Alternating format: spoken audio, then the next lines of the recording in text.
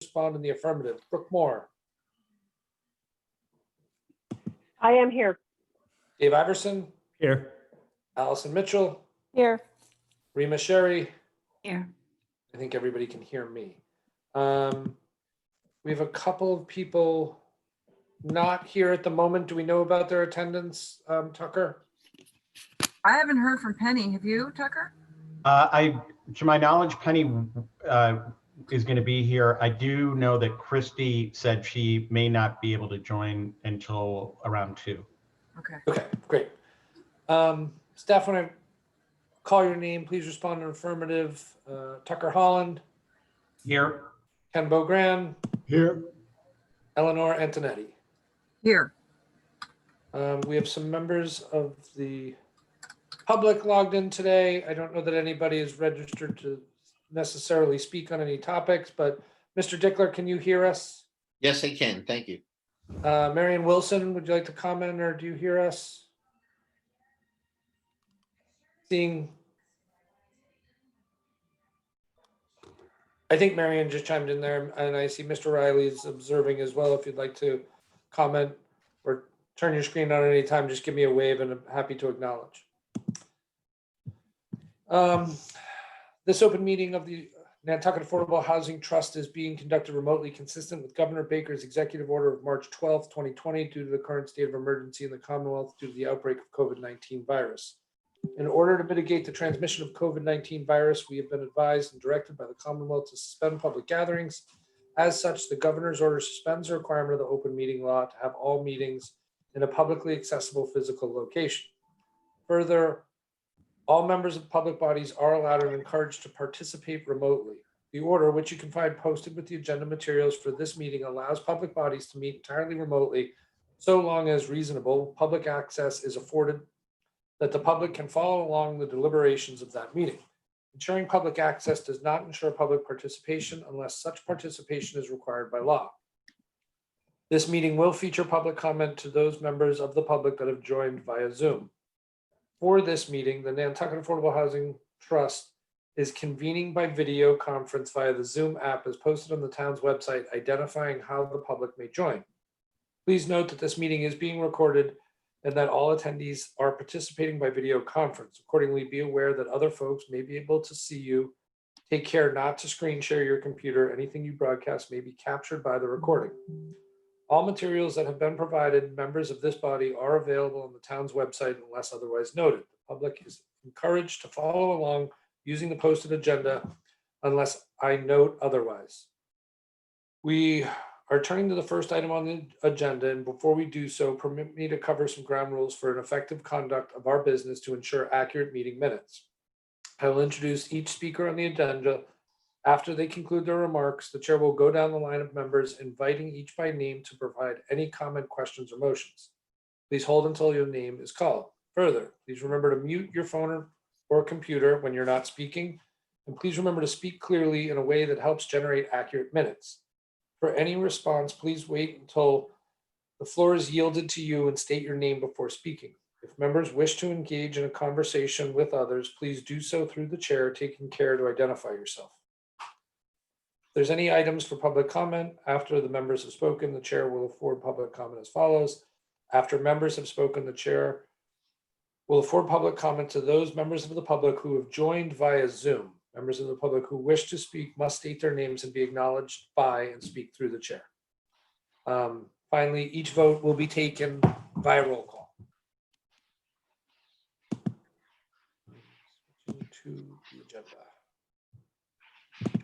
Okay, getting through that, looking for a motion to approve the agenda. So moved. That's moved by Rima as our second. Second. Second by Dave, by roll call. Dave Iverson, Aye. Brooke Moore, Aye. Allison Mitchell, Aye.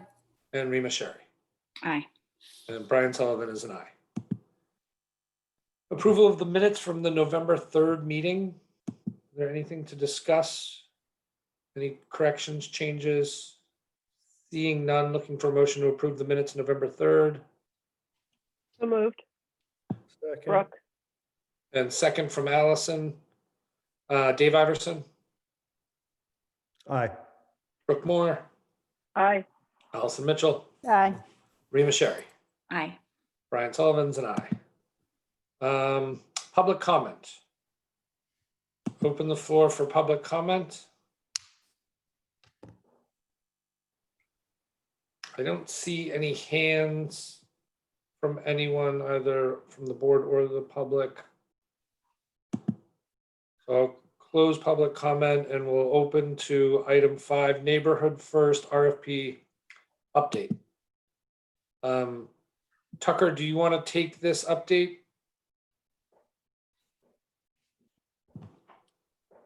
You're on mute. Oh, sorry.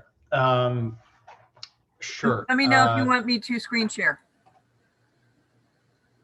Oh, no, we're not on that topic yet. I'm sorry. Never mind. Okay. So yes, Judy and Jen are, I guess, in the process of providing us with their schedule for the activities which they went over at our meeting in October. And I don't actually have like specific dates from them yet to share. So I know that it took a little time with the finance folks to get their contract in place, but that is in place is my understanding. So I guess we'll have an update at the next meeting. I think you jumped ahead on me, Tucker. Oh, I'm sorry. What were you? We're, Neighborhood First, not the production. Oh, goodness. I'm sorry about that. I was distracted for a moment. Oh, and Penny is just arriving. Neighborhood First, I think the group is aware that we received 4 proposals which can be considered. And I can say that the addresses are, there's sort of a group of proposals that incorporate 50 Hooper Farm Road, 52 Hooper Farm Road, and 2 Eli Place. They're contiguous properties, and they were proposed as, while they're 3 separate proposals, they were proposed collectively, sort of an all or nothing type of proposal. And those are for both existing units and to be built units, which would be built under the proposal. So those are 3 of the 4. The other proposal is with respect to 85 Orange Street, which is presently obviously existing situation where there are essentially 5 rental units. And the review committee is meeting this Friday to go over their assessment of the properties and the projects and the scoring that they are assigning to each of these based on the evaluation criteria in the RFP. And so I think the anticipation is that coming out of the meeting on Friday, they would be making any of their recommendations to this group following Friday. Does any of the board have questions on kind of the steps or the process or any of the properties now identified? Rima? Where exactly is 85 Orange? It's kind of to get an idea. Yeah, you know where Flock Yarn Shop is. So the next block down on the corner of the street, I think it's York is the cross street. I'm not kind of saying yes. So it's at Orange and York Street. Okay. It's a large, older building that fronts on Orange Street. And then there's actually a sort of barn garage building in addition to a newer second dwelling. It's sort of an oversized type of lot in town. Great walkability, obviously. There are a number of different aspects to it that are attractive. One of the considerations is going to be it does require a lot of work. It probably is not presently to, to code, I'm going to say.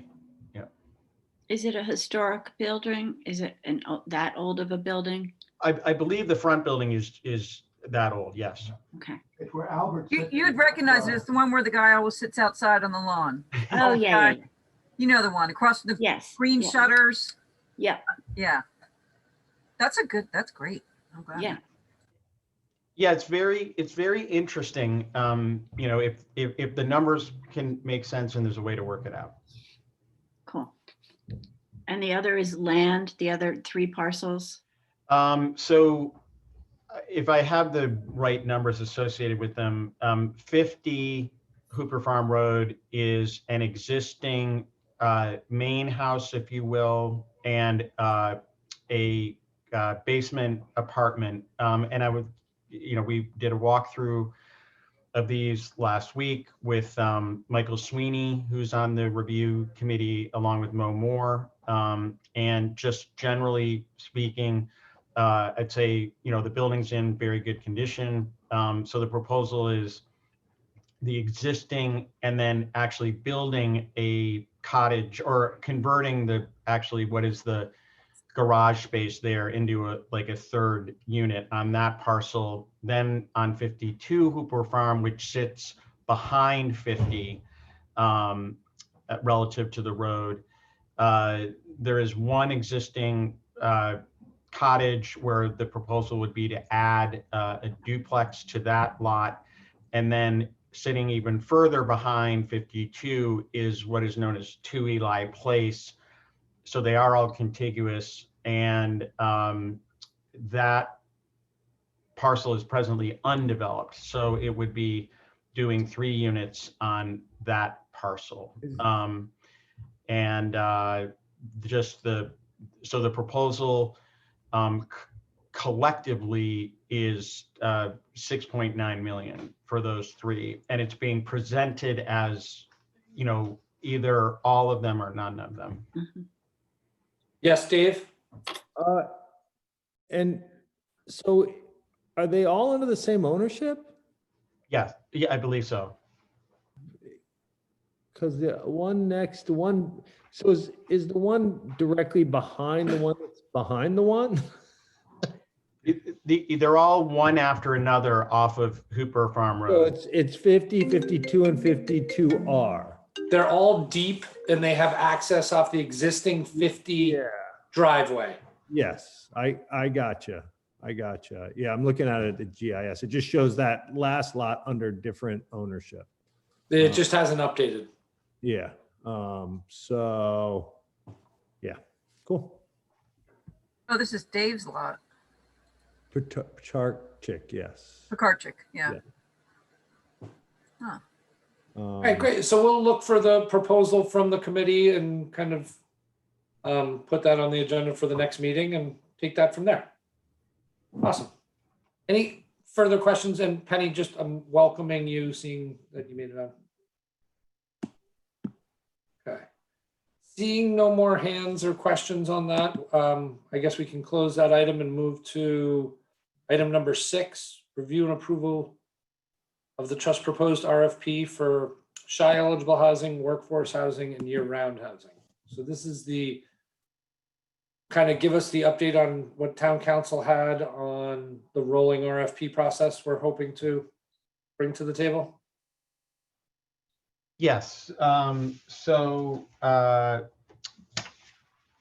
you can see in the draft document, the changes that the board had brought up at the last meeting have, I believe, been incorporated.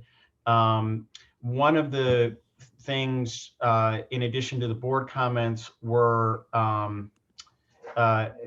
Dickler actually had brought up sort of, how does someone who's just an individual property owner who isn't planning to develop it or doesn't have the bandwidth to simply make their property available to the trust. And so that avenue has been incorporated more explicitly in the document, really drawing from what we had done in the Neighborhood First RFP that had been out over the summer and was due last month. So Town Council has very few comments. The one thing, I guess, is they thought that we might want to have just a little one paragraph introduction or sort of background at the start of the whole thing that just sort of says that what it's all about, in effect, just to help orient someone. So that's fairly straightforward to do. There were a couple of just very minor edits. In there, we have a reference to a level playing field. That's not really necessary to have in there. We talk about the procurement process and conforming with that, and that's satisfactory. I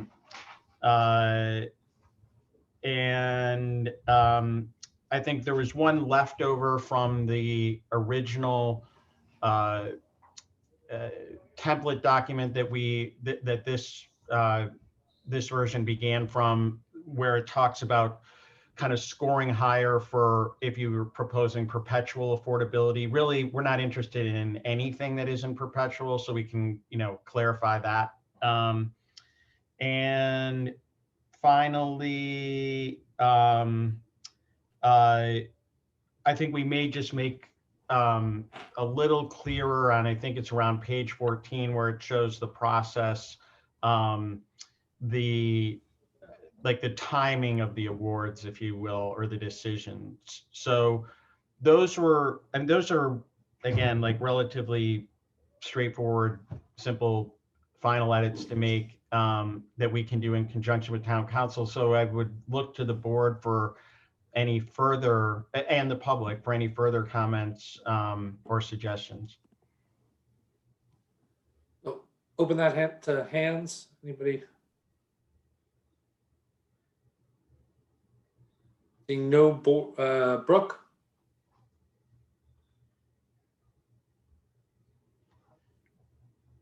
Wrong computer mouse. Thank you, Tucker. Thoroughly done, and I'm really excited to get this out into the public because I think we're seeing a lot more interest in the community around affordable housing and around bringing proposals to us. And so having it having a clear process, I think, is going to be great. Thanks. Thank you, Brooke. Rima? Yeah, I just want to say that I love how much transparency is involved in this. Really everybody can understand the entire process through this application. And I mean, it's long, there's a lot to it, but nothing's left unsaid. And I think that's really helpful because, some of the comments we get from the public is that we're working in the dark here. And this sheds a lot of light on how this is happening. So thank you. Thanks, Rima. Dave? Completely agree with everything that these two ladies have said. And I think the checklist and the flow charts are super helpful and give people kind of a clear view of where they need to get and how the process works. So I think that, I think filling out this stuff's always anxiety ridden for a lot of people. So seeing the checklist and the flow charts, I think will help a lot. So good job. Thank you. And thank you to Rima in particular for all of the great edits and comments at the last session.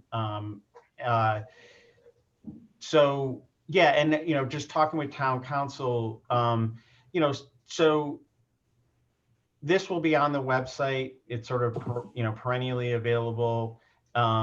We have a closing cost application also on the website. So undoubtedly someone may have questions, so they can call, happy to answer anything about the application. I mean, as we all know,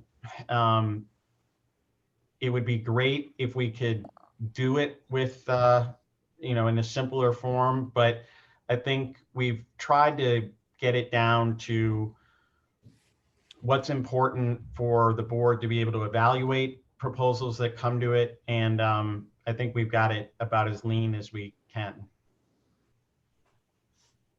So Tucker, are we in a place that you're ready for a vote to take action on it and have it published? Or do you want to? Yeah, if you all would vote to approve it, just subject to any final revisions that town council or the chief procurement officer would have, then the idea would be we want to get it published. Great. So I'm looking for a motion as described. Brooke? I'd be happy to make that motion. Second. And a second from Rima. So Eleanor, do you need her to verbalize it or did you catch it from Tucker? The way I have verbalized it is the motion was made by Brooke and seconded by Rima to approve the document as presented. I can outline, the trust proposed RFP document as presented by Tucker Holland, subject to any final revisions to be suggested by town council or the chief procurement officer. Great. Thank you. So take a vote by roll. Dave Iverson, Aye. Brooke Moore, Aye. Allison Mitchell, Aye. Rima Sherry, Aye. Penny Dye, Aye. and Brian Sullivan, aye. Awesome. Thank you, Tucker. Thank you all. On that. And thank you to Howard for his comments as well at the last meeting. Did Penny vote? I didn't hear. She did. She voted All right. aye. So we have everybody but Christy here, right? Correct. Okay. So now we're on item number 7, which is the housing production plan update. Tucker, I think you covered what you wanted to, that the ladies are coming back to us waiting. Had a little delay. Do you want anything else? No? Yes? No, I mean, I kind of had expected to just have some updated dates, but I don't have them yet. But so Okay. the next meeting, I'm sure. Will you ping them and just? I felt like there was a doodle poll or something coming out that I don't know that I ever saw. Yeah, no, I will definitely remind them. Great, thank you.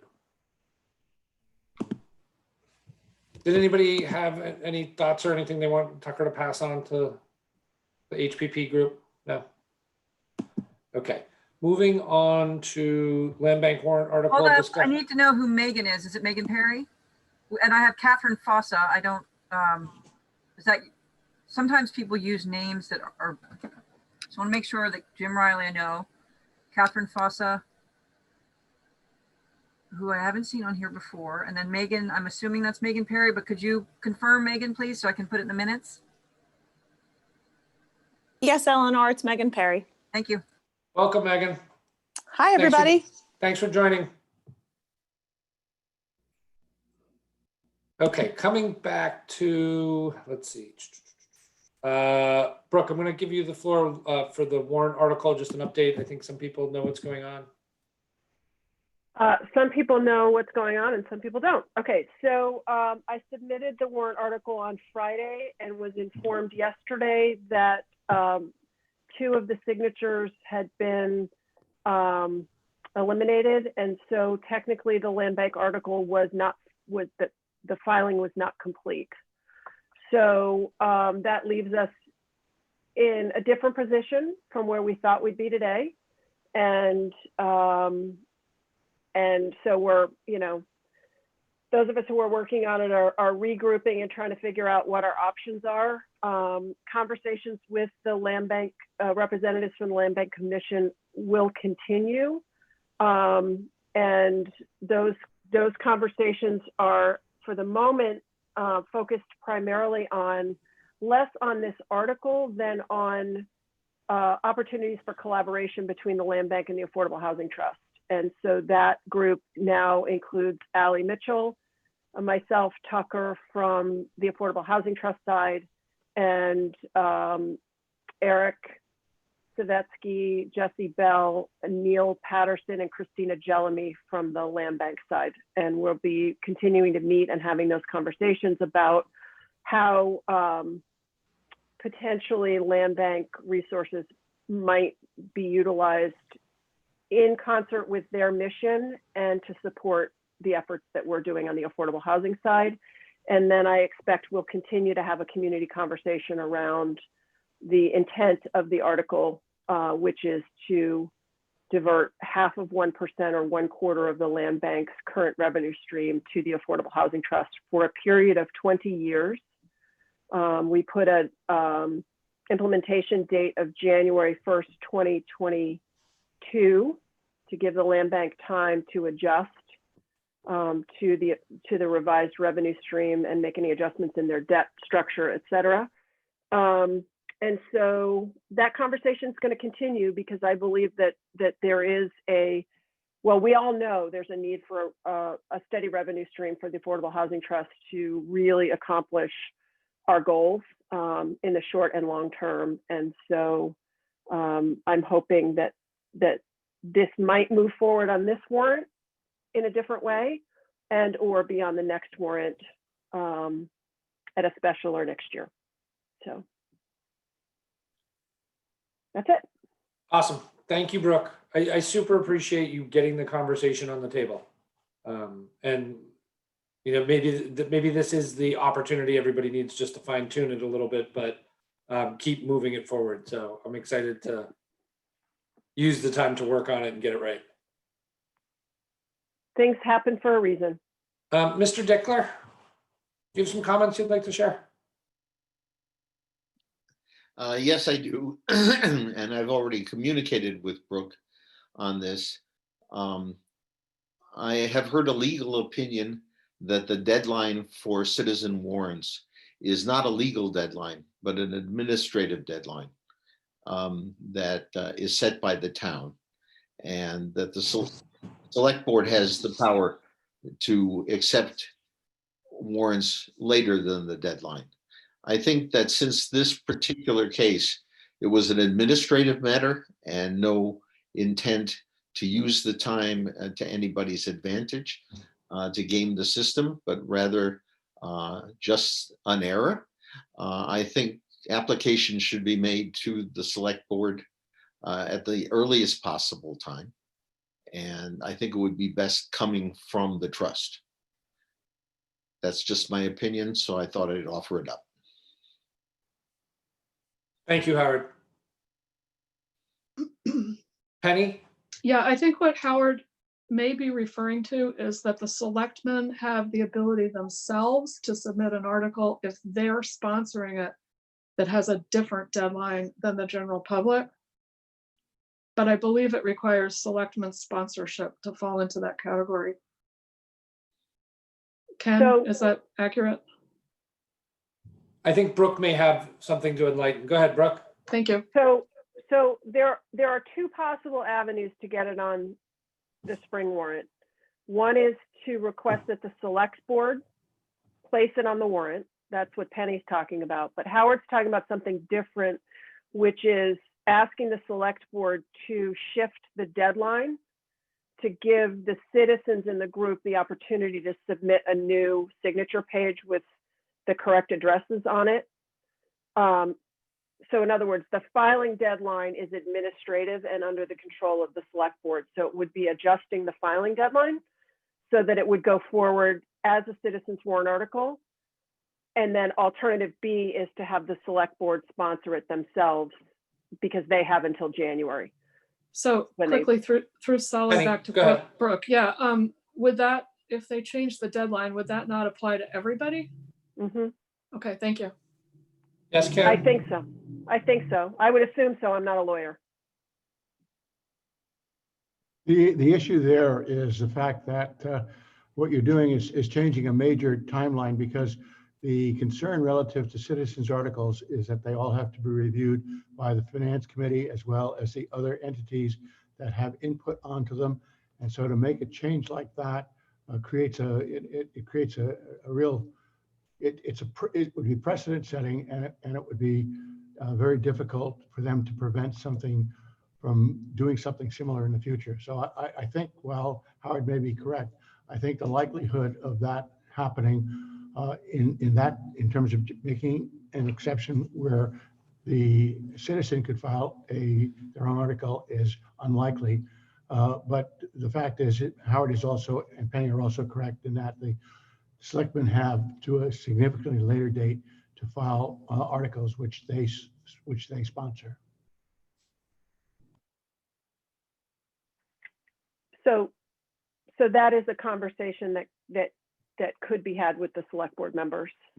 And I think the group who have sponsored the article, who have signed it, will be regrouping and sort of figuring out where to go in terms of what direction to pursue in general.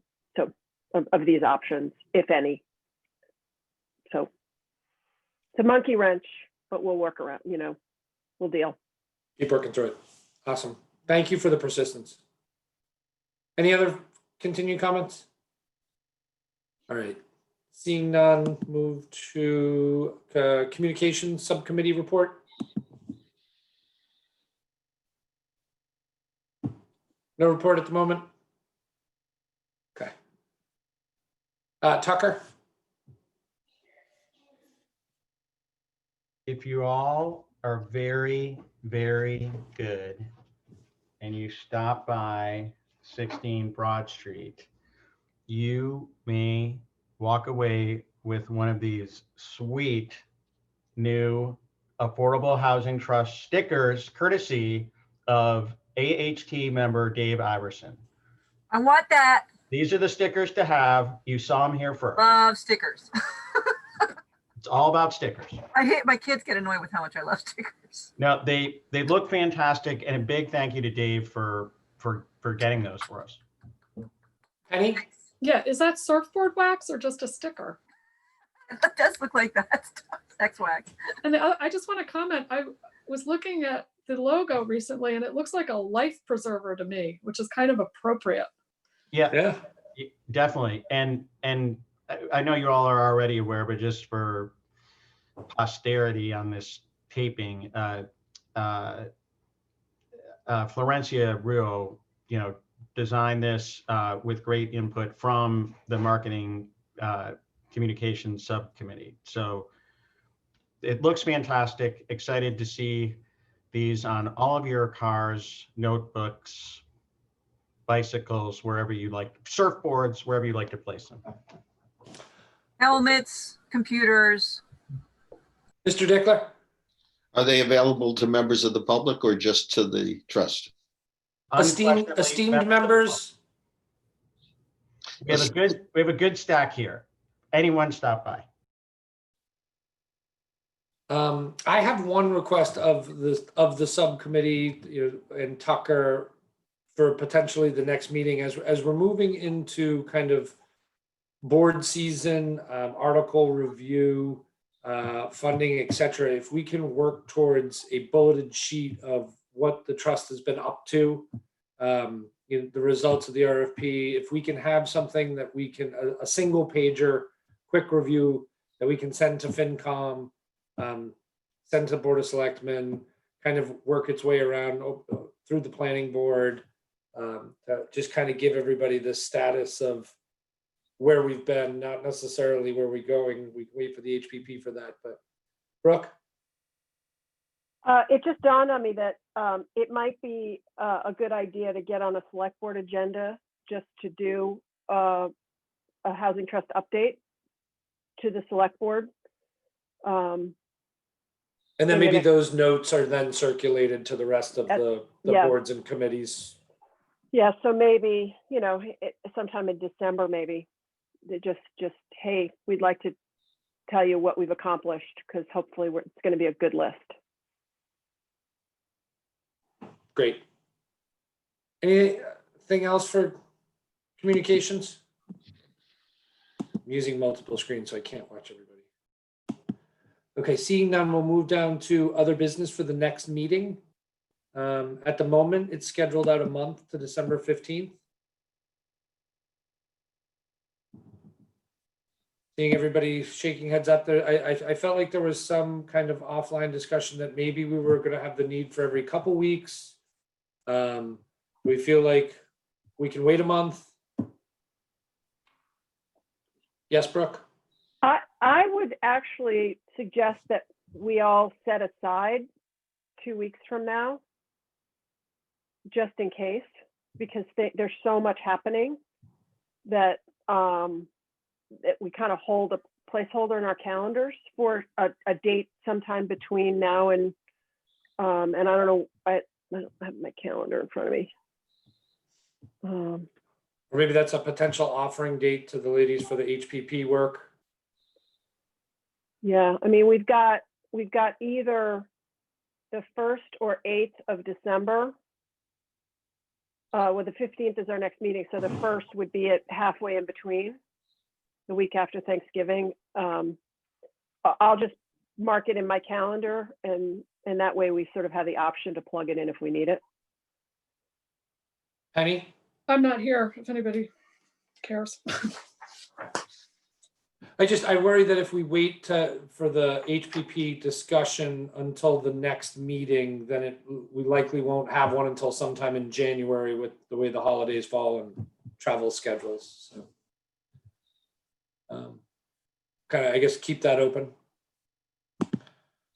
Any other business to add into other business? Other than Penny, does that work for everybody else? Thumbs up from Rima, head shaking from Brooke. Allison's good. I'm good. Dave, thumbs up. Okay. Closing other business to board comments.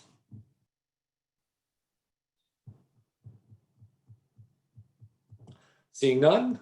I'm looking to number 12 already. Looking for a motion to adjourn for executive session. Brooke or Penny, either one of you? Penny's got the look, the side eye. Okay, she hit mute first. So. I'd be happy to do this Thank you. because it's written down.